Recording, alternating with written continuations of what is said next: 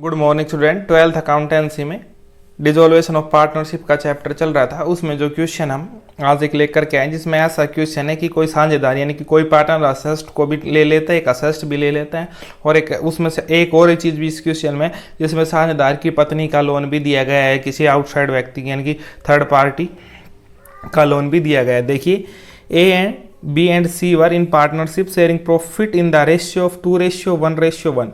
There balance sheet showed the following position on the date of dissolution. उनकी firm डिसॉल्वेशन के दिन निम्नलिखित balance दिखाती है। क्रेडिटर्स 40,000 के, बिल्स पेबल 10,000 के, एज लोन 20,000 के, मिसिज एज लोन, जो मिसिज एज लोन है वो है 16,000 के, जो मिसिज एज लोन है वो है 16,000 के। तो जो ए के लोन है उसके लिए तो अकाउंट बनेगा, और जो मिसिज एज लोन है वो उसको हम रियलाइजेशन अकाउंट में लिखेंगे। कैपिटल अकाउंट ए 50,000, बी 25,000, सी 25,000, fix asset 50,000, stock 60,000, debtor 30,000, less provision 2,000, furniture 20,000, goodwill 18,000 और कैश एट बैंक 10,000। उसके बाद कुछ रियलाइजेशन दिए हैं। A agree to take over furniture at 20% less than book value. A अपना फर्नीचर ले लेता है 20% less than book value. Fix asset realise 32,000 and stock 55,000। Bad डेब्ट amount 5,000। Expensive of realisation were रुपये 3,000 and creditors were paid at a discount of 5%। There was a claim of रुपये 64 सो for damage against the firm it had be paid. उसको हमें payment करनी पड़ेगी। पास necessary account बनाने। तो सबसे पहले इसमें हमें रियलाइजेशन अकाउंट बनाना होगा। रियलाइजेशन अकाउंट का फॉर्मेट हमने बना लिया है। Realisation account, debit, credit, particular, amount, particular. सबसे पहले इसके हम डेबिट साइड में सारी असेस्ट लिख देते हैं जो जो हमें दी गई हैं। ये fix asset 50,000, stock 60,000, debtor 30,000, furniture 20,000 और गुडविल 18,000। अभी देखिए लिख देते हैं। ये सारी असेस्ट लिखनी है। हम लिखेंगे to fixed asset. Fix asset लिख देंगे। फिक्स असेस्ट दी हुई है 50,000 की। उसके बाद टू स्टॉक लिख देंगे। स्टॉक दिया हुआ है हमें 60,000 रुपये का। स्टॉक के बाद हम क्या करेंगे, लिखेंगे टू डेबिटर्स। जो डेबिटर्स हमें दिए गए हैं वो हैं 30,000, 30,000 रुपये के। स्टॉक के बाद है टू फर्नीचर। जो फर्नीचर आपको दिया गया है वो है 20,000। और फर्नीचर के बाद है टू गुडविल। जो गुडविल है वो आपको दी गई है 18,000, 18,000 रुपये की। ये सारी असेस्ट मैंने यहाँ से उठा के लिख दी हैं। एक प्रोविज़न अलग से क्रेडिट साइड लिखा जाएगा और कैश एट बैंक आता नहीं। अब क्रेडिट साइड क्या क्या लिखना है, क्रेडिटर्स, बिल्स पेबल और मिसिज एज लोन। एक का लोन नहीं, ए तो पार्टनर है, उसका अलग से अकाउंट बनेगा, मिसिज एज लोन। ठीक है, तो अब इस साइड लिखते हैं बाई क्रेडिटर्स। क्रेडिटर्स हैं कितने के, 40,000, 40,000 रुपये लिख दिए। उसके बाद बाई बिल्स पेबल। जो बिल्स पेबल थे वो हैं 10,000 के, 10,000 के लिख देंगे।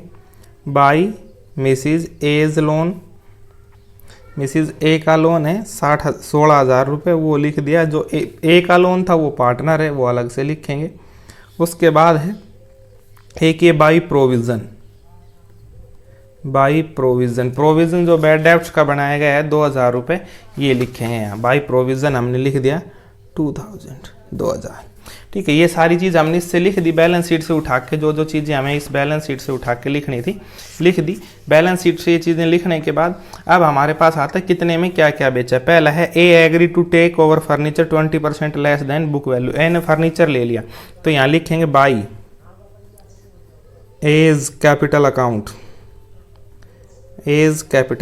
और यहाँ लिख देंगे फर्नीचर है कितने का, 20,000 का। 20% कम कर देंगे। 20,000 में से 20% कम करेंगे तो 4,000 कम हो जाएगा, आ जाएगा 16,000। नीचे लिख देंगे फर्नीचर टेकन। उसने फर्नीचर ले लिया। ठीक है, उसके बाद जो असेस्ट बिकी वो लिखेंगे। असेस्ट फिक्स असेस्ट 32,000 की बिकी है। स्टॉक 55,000 का एंड बैड डेब्ट्स 5,000 कम करके, तो हम यहाँ लिखेंगे बाई बैंक। और बाई बैंक अकाउंट लिखेंगे। बैंक अकाउंट में कितने रुपए जाएंगे वो अभी बता रहे हैं। पहले लिखेंगे फिक्स्ड असेस्ट बिकी हमारी 32,000 की।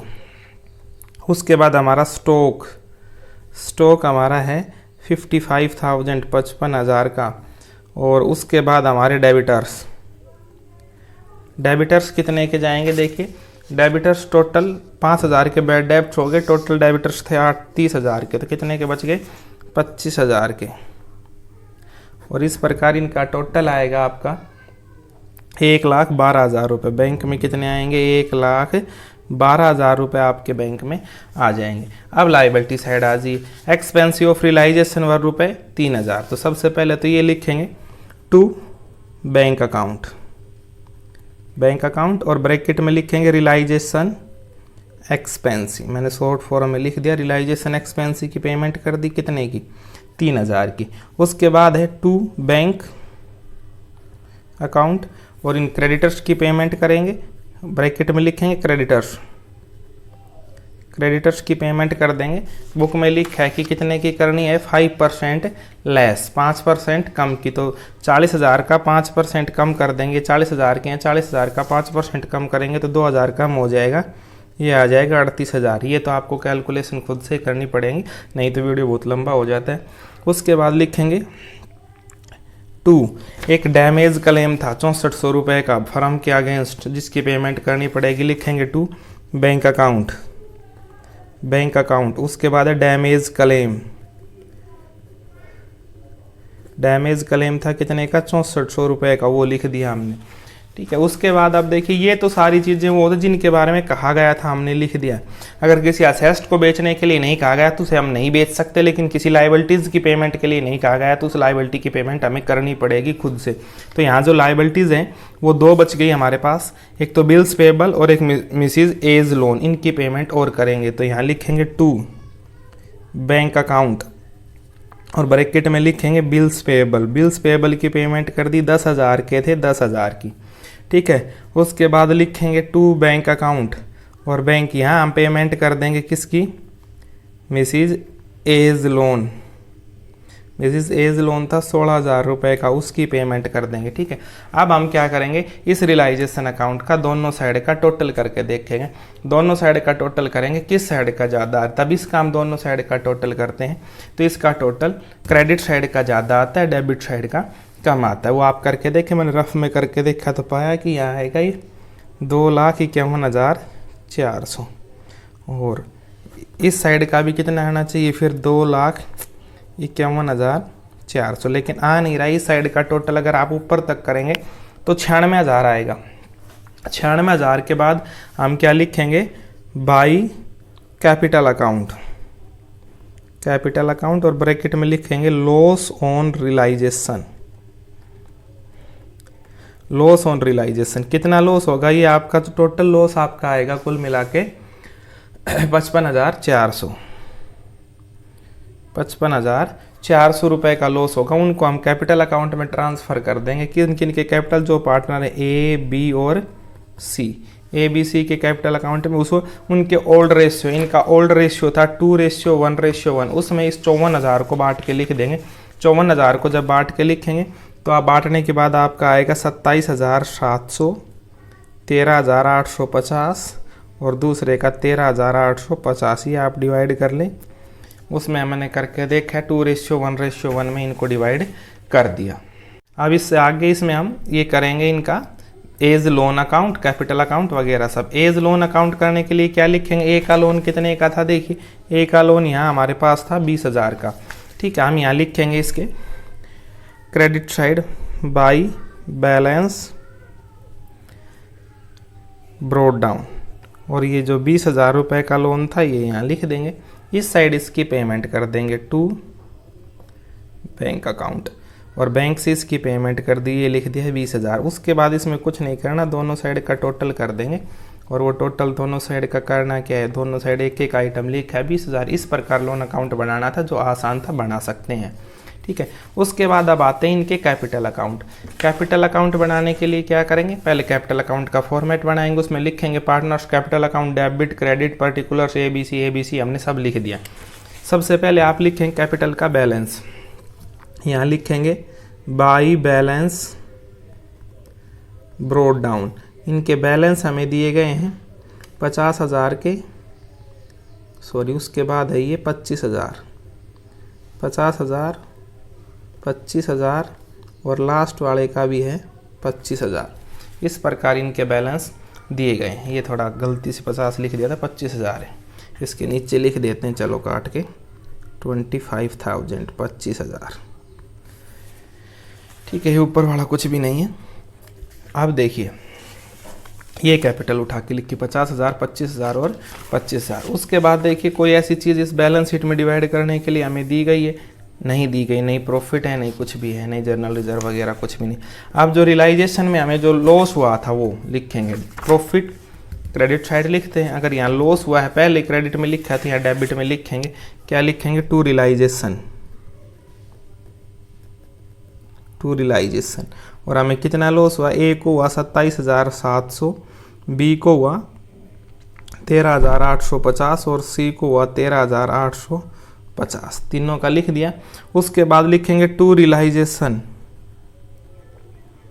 रियलाइजेशन फर्नीचर, फर्नीचर ए ने ले लिया था ना फर्नीचर 16,000 रुपये का। ये देखिए ये लिखा था फर्नीचर टेकन, ए के कैपिटल अकाउंट, यहाँ लिख देंगे 16,000। ठीक है, यहाँ 16,000 लिखने के बाद और इस कैपिटल अकाउंट में कुछ नहीं होगा, दोनों साइड का टोटल करें, जिस साइड का ज़्यादा होगा दूसरी साइड बैलेंस लिख देंगे या बैंक से पेमेंट। इसका क्रेडिट साइड का ही ज़्यादा आएगा, जो था आपका 50,000, 25,000 और 25,000। ये हमने टोटल कर दिया। इस साइड का भी यही आना चाहिए, 50,000, 25,000 और 25,000। ठीक है, अब ये जितना भी कम रहेगा इस साइड उसका बैलेंस आएगा। बैलेंस नहीं लिखेंगे, फर्म बंद हो रही है तो क्या लिखेंगे? टू बैंक अकाउंट, उनकी पेमेंट कर देंगे, फाइनल पेमेंट इन साझेदार की। 50,000 में से 27,700 और 16,700 घटाएंगे तो आपका आएगा 6,300। 25,000 में से 13,850 घटाएंगे तो आपका आएगा 11,150। और ये भी बिल्कुल सेम है, 25,000 में से 13,850 घटाएंगे तो 11,150। ये टू बैंक लिख के इनकी पेमेंट कर दी। अब हमें बनाना है bank account. Bank account debit credit particulars, रुपए पर्टिकुलर सब कुछ लिख है। तो सबसे पहले तो बैलेंस लिखेंगे पुरानी बैलेंस शीट में। इसका बैलेंस कितना है? To cash bank, cash at bank कितना? 10,000। हम इसमें लिखेंगे डेबिट साइड में to balance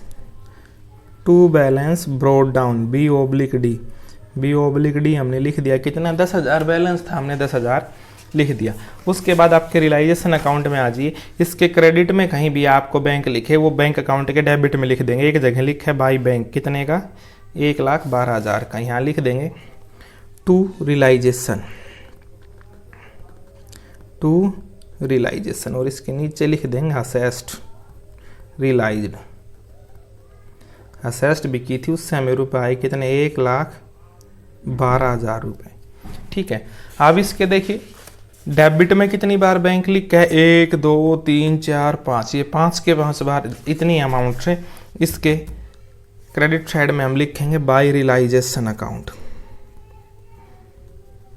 by realisation account. पहला 3,000 एक्सपेंसी थी ये, उसके बाद बाई रियलाइजेशन, फिर दोबारा से हमने यहाँ लिखा हुआ था 38,000, अभी दिखाएंगे सारे। By realisation, by realisation account, और यहाँ था फिर उसके बाद 6,400, उसके बाद by realisation, by realisation account थे 10,000, और उसके बाद था बाई रियलाइजेशन अकाउंट 16,000। देखिए ये सारे लिखे हैं। ये जहाँ जहाँ बैंक लिखा था, to bank 3,000, to bank 38,000, to bank 64,000, to bank 10,000 और टू बैंक 16,000, हमने ये सारे यहाँ रियलाइजेशन के नाम से लिख दिए।